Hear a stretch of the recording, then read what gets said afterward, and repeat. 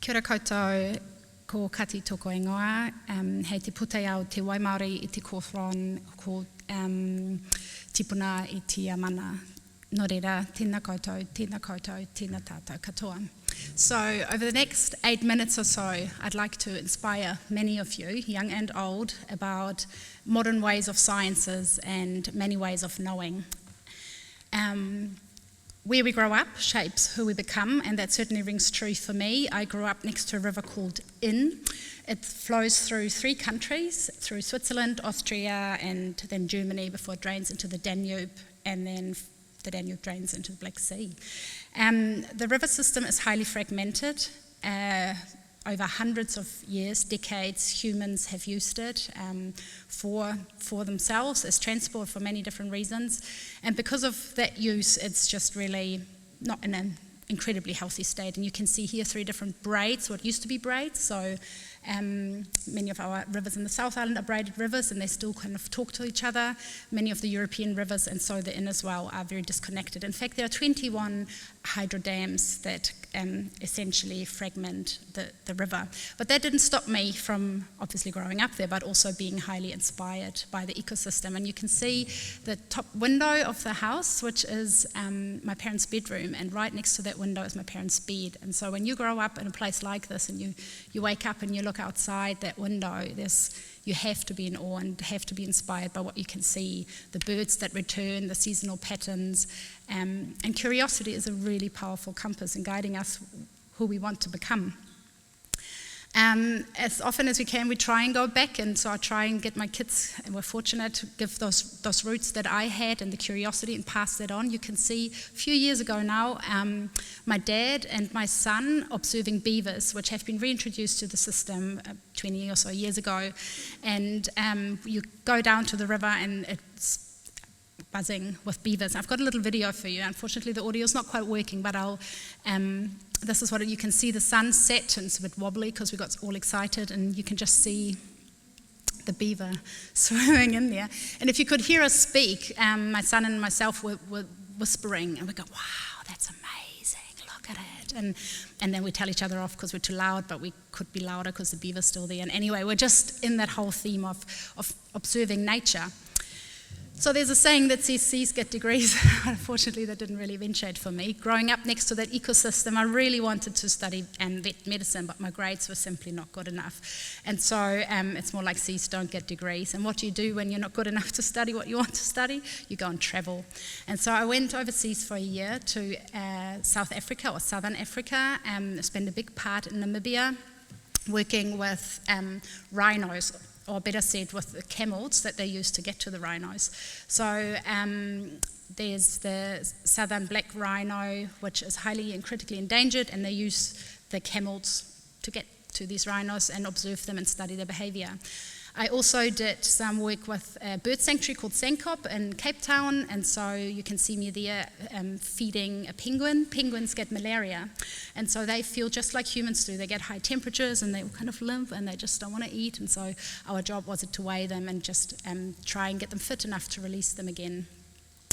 So I didn't really know that ecology or conservation was a subject, even though I've lived it for most of my life. But then once I've come back from Germany, from Namibia and Southern Africa, I knew actually sciences is for me, especially the biological sciences and ecology. So I went to the Technical University of Munich and studied a master's or a bachelor in landscape architecture and environmental planning. My grades were good enough for that subject, and that kicked me off in the science world.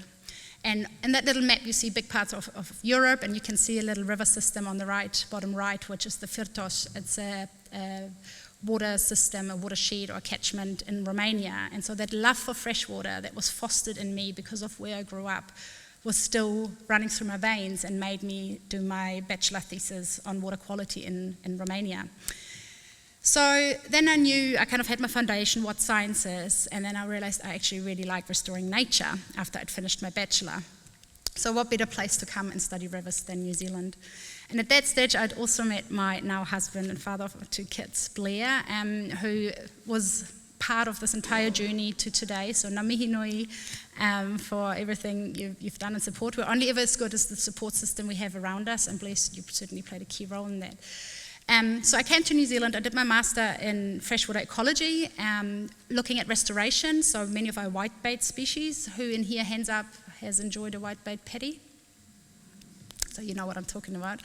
They're migratory fish, so they need to be able to get up our river systems. But we didn't understand very well how well they can climb or swim, because they need to get up through those culverts, the pipes that you can see on the left-hand side. So we built these ramps, and Blair dutifully helped me build these ramps and spent lots of time with me. And that was something I really enjoyed doing.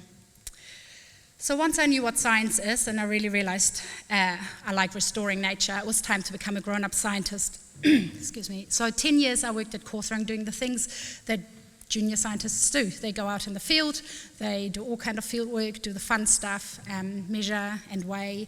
And then once you collect the data, what do? You write it up. So off I go and give presentations and share my knowledge and write papers and do webinars and podcasts and just any way I can to just get my science out there. But was it really having the impact I was hoping to have? Because somehow what our scientists were saying and making clear to the public didn't really land with New Zealanders. And so water quality kept on degrading, and people were not doing anything about it. So still a similar picture these days, although we might be on an upward trajectory, but 90% of our wetlands in New Zealand have been drained. 76% of our native fish are threatened, and that includes the whitebait.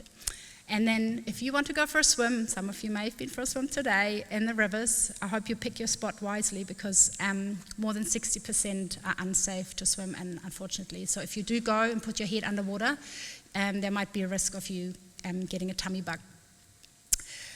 So the other thing I was really asking myself is this the planet I want to leave behind? Is this my legacy for my children? Here I am studying the systems, yet I don't seem to have the impact that I really wanted to make. You'll notice that the River Inn keeps saying hello, because, you know, there's more to rivers than just a thing or a drain. It's actually a living being. So I knew what science was. I knew I wanted to restore it. And I was a grown-up scientist for a while, but I just didn't make the impact. And I realized that it was the people that I needed to influence. I needed to motivate and educate and just somehow bring them on board with that we need to do something to change the health of our hour. And so that's when I decided, okay, I need to go and do a little bit more studying and learn a little bit more how to communicate and put what I know into context. Because science isn't done until it's communicated. So we have the scientist going, that's an interesting question, certainly precise determination of current temporal state, and he goes on and on and on and on. And what's the lady going to say? She says, you don't know the time? And so it's clearly, science isn't done until it's communicated in a way that it can be understood to make a difference. And that's when I decided to go and study science communication at the University of Otago. And I loved it. I loved being back as a grown-up scientist or student. I had time to read. I had the networks over the 10 years that I've worked to go and knock on people's doors, whether it was a social science question or a quantitative science question. It was amazing to go back when you're grown up, so you do not have to study and keep studying while you're young.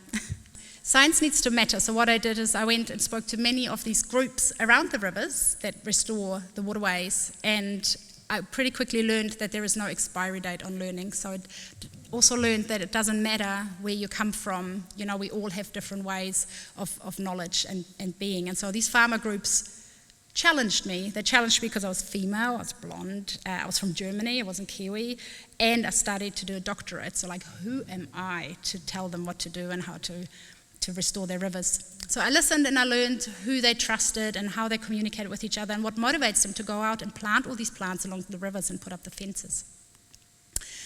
And I also learned that science needs to be inclusive, and this whakatauki really sums it up. With your basket of knowledge and my basket of knowledge, the people will thrive.